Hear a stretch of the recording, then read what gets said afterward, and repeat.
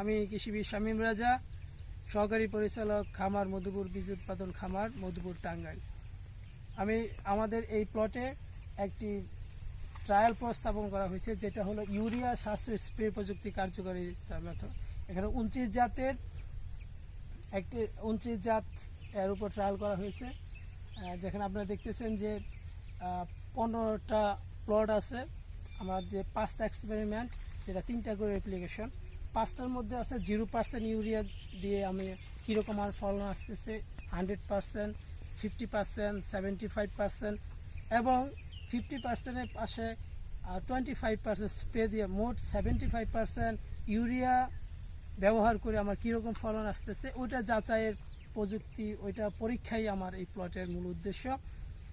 তো আমরা আজকে আমি দেখাবো যে আমার এই স্টেজে, যেটা এখন 143 দিন তার বয়স, বীজতলা থেকে যাওয়ার পর্যন্ত, হয়তোবা আর 10-12 দিন বা 15 দিন যাবে না, 12 দিনের মধ্যেই এটা কর্তন করার সময়, তখন আমরা ক্রপ কাটিংয়ের মাধ্যমে অ্যাকচুয়াল ফাইনাল যে ইল্ড, ওইটা আমরা দেখতে পারবো।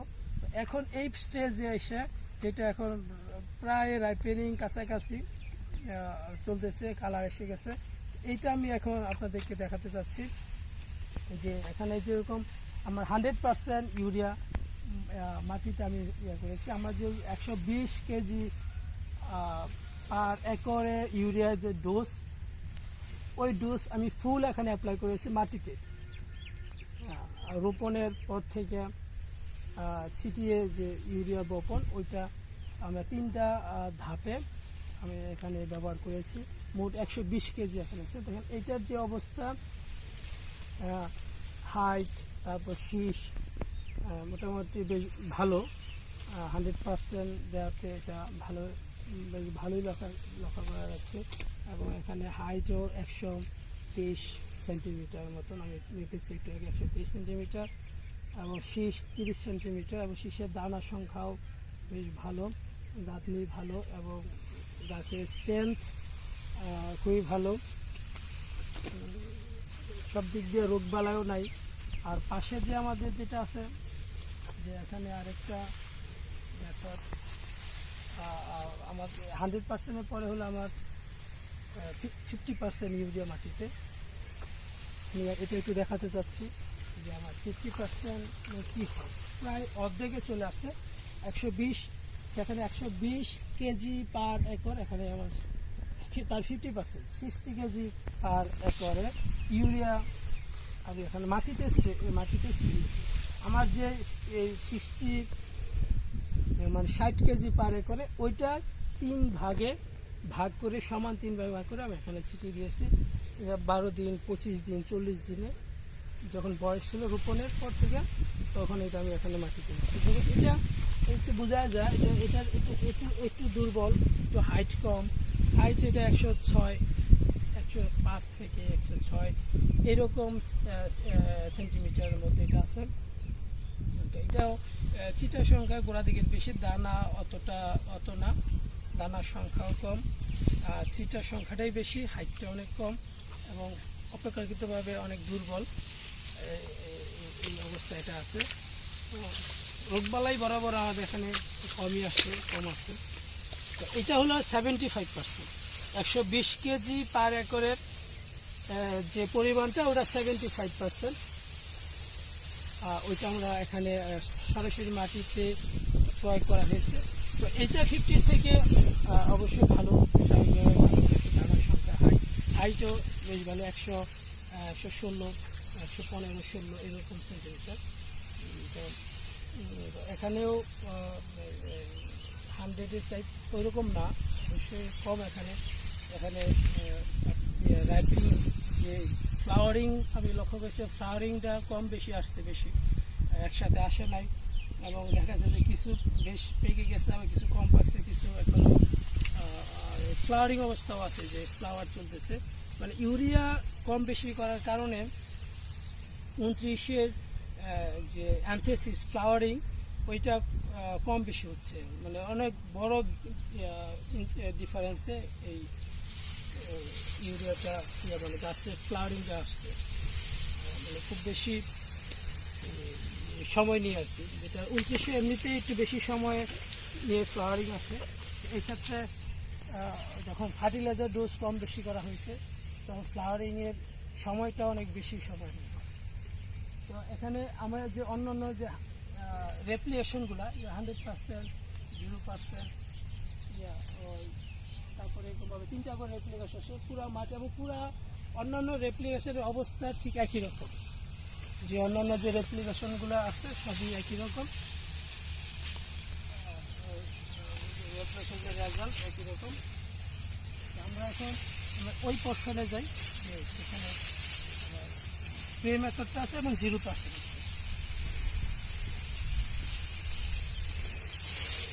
তো 100%-এর যেটা যে ইউরিয়া যে স্প্রে করা হয়েছে এটা আমাদের অন্যান্য মাছের ফার্মের অন্যান্য মাছে যেভাবে আমরা করেছি, যেই ম্যানেজমেন্টে করেছি ঠিক একই ম্যানেজমেন্ট একইভাবে, তার কারণে ফলন আমরা আশা করি যে এটা ফলনও ভালো আসবে এবং এটা আমাদের যে 29-এর যে স্বাভাবিক যে ফলন ওইটা আমরা 100% দেখতে পাবো।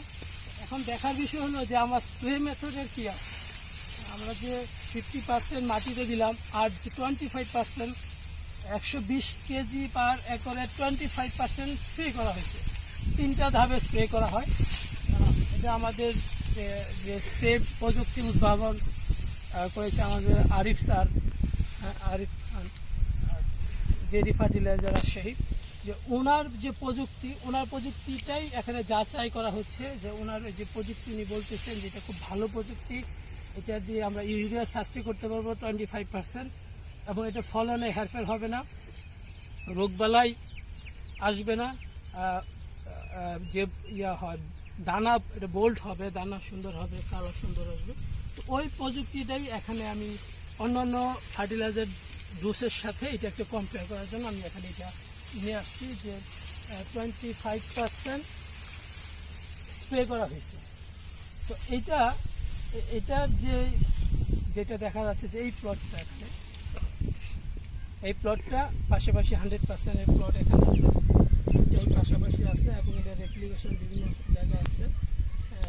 যে ওই যে মাঝখানে ওই কোনায় 50% ইউরিয়া মাটিতে এবং 25% ইউরিয়া স্প্রে করা হয়েছে। তো 50% যেটা করা হয়েছে এইটাও 3 ভাগে আমরা মাটিতে অন্যদের সাথে ঠিক 12 দিন, 25 দিন, 40 দিনের মাথায় এটা মাটিতে স্প্রে করছে 50%, বাকি 25% 10 দিন ব্যবধানে স্প্রে করা হয়েছে। মোট এখানে ইউরিয়া স্প্রে এবং মাটি মিলে 75% করা হয়েছে। কিন্তু এটার যে এখন যে অবস্থা, এটা হাইট একদম 100%-এর কাছাকাছি, 120, 22, 23 আছে, এটা একবার এসে 23, এটা 22, 21 এরকম মানে কাছাকাছি বলা যায় একদম। তো এইখানে লক্ষণীয় বিষয় হলো যে সবগুলা একসাথে বের হয়েছে এবং সবগুলার দানা বড় মোটা, মানে একটু বোল্ড হয়েছে, যেখানে অন্যগুলো গেলে একটু 29-এ যেরকম 29 একটু চিকনের মতো, কিন্তু এটার দানা আরও একটু বোল্ড। এটা রোগবালাই একদমই নাই, অন্যগুলো রোগবালাই নাই, কি রোগবালাইয়ের ক্ষেত্রে একই, কিন্তু এটা হাইট এবং এটা স্ট্রেংথ, গাছের যে স্ট্রেংথ, গাছের যে টিলারিং একই, দুটা টিলারিং একই, দুটা হাইট একই এবং লক্ষণীয় হলো একসাথে বের হয়েছে এবং এটা পুষ্টতা মানে দানার দানার সংখ্যা বেশি এবং ফাইনালি আমরা ফলন অবশ্যই এর মধ্যে আমি যেটা মনে করতেছি যে বেশি হবে, কারণ যেহেতু এটা ওজনে আগাবে আর কি, এটা যেহেতু বোল্ড হয়েছে তো ওজনে বেশি আসবে এখানে।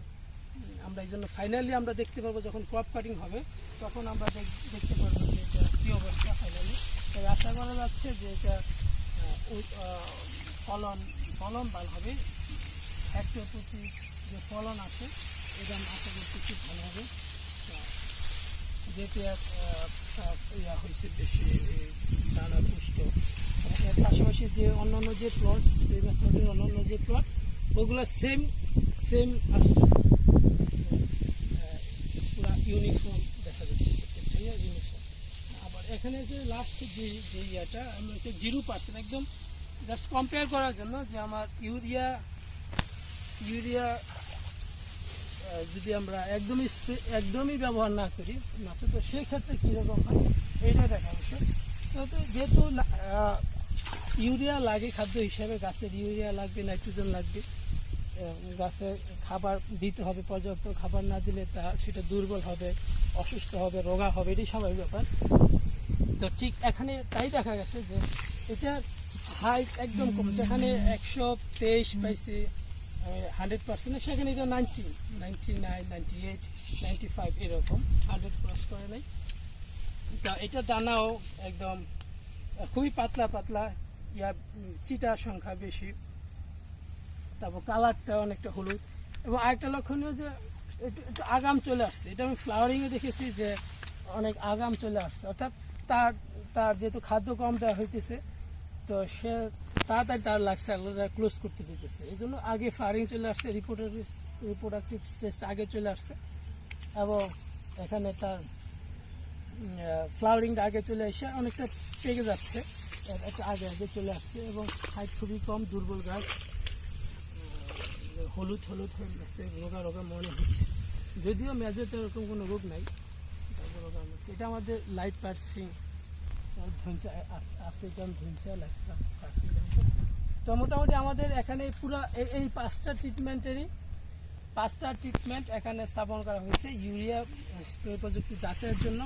তো আমরা এখন ফাইনালি যেটা দেখতে যাচ্ছি যে আমার 100%-এর সাথে আমার 50% ইউরিয়া স্প্রের ব্যবধানটা, এটা আসলে আমাদের এখনো লক্ষণীয় বিষয়। যেমন এটা দেখতেছি যে কীরকম দুটা আমি কাছাকাছি করি যে এটা আমার 50% ইউরিয়া, এটা 100% ইউরিয়া মাটিতে। তো স্বাভাবিকভাবেই দেখছো, ওটা দেখবে যে স্বাভাবিকভাবেই একদম কাছাকাছি ফলন আসছে, স্বাভাবিকভাবেই এটার যে দানার সংখ্যা বা এটার যে ফলন এবং 100%-এর যে ফলন, দানার সংখ্যা এবং তার যে হাইট কাছাকাছি। আমি একদম আমাদের চাষি লেভেলে, লেবার লেভেলে, অফিসার লেভেলেওকে আমি এটা হাইট করে জিজ্ঞেস করেছিলাম যে কোনটা ভালো। হ্যাঁ, সবাই এক কথা বলছে দুটা কাছাকাছি, একদম কাছাকাছি ভালো। অনেকে এটাকে 100%কে ভালো বলছে, না কেটে বলছে, আবার অনেকে বলছে না কাছাকাছি, দুটা একই রকম। এখন কথা হলো দুইটা যদি কাছাকাছি ধরে নিলাম, দুইটা যদি কাছাকাছি হয়, তারপরে লক্ষণীয় বিষয় যে এখানে আমার 75% ইউরিয়া ব্যবহার করা হয়েছে, আর এখানে 100%। যদি 100% দিয়া 100% যে ফলন, এটা যদি আমার 70% ইউরিয়া দিয়ে যদি ফলন আমার কাছাকাছি হয়ে যায়, কাছাকাছি চলে আসে, আর ফলনের উপর কোনো প্রভাব না ফেলে, তাহলে কিন্তু আমার আলটিমেটলি আমার 25% ইউরিয়া সেভ হইতেছে। তো এইটা যদি আমি ফাইনালি আমার ক্রপ কাটিংয়ের সময় আমি এটা দেখতে পারি, তাহলে আমার অবশ্যই আমার এই স্প্রে মেথডের মাধ্যমে 25% যে ইউরিয়া সাশ্রয় হচ্ছে, এটা আমার প্রমাণিত হবে, এবং এর একটা টেকসই একটা প্রযুক্তি হিসাবে দাঁড়াবে, এবং সারা বাংলাদেশে এটা ছড়বে, বিশ্বের অন্যান্য দেশের মতো এটা ছড়বে, এবং এটা প্রযুক্তি হিসাবে প্রতিষ্ঠিত হবে। এবং এইটা যাচাইয়ের জন্যই আজকে আমার এই প্লট এবং এই কার্যক্রম। এবং পরবর্তীতে আমি ক্রপ কাটিং করবো কয়েকদিন পরে, যখন আমার পুরোপুরি আমার কাটার সময় হবে, তখন আমি ফাইনালি বলতে পারবো যে আমার এই 25% সেভ হয়ে আমার ফলের উপর কোনো প্রভাব ফেলতেছে কিনা, এটা আমরা দেখতে পারবো। তো আজকে ওভারঅল এখানেই আমার এই ভিডিও। আমরা পরবর্তী ক্রপ কাটিংয়ের জন্য অপেক্ষা থাকবো।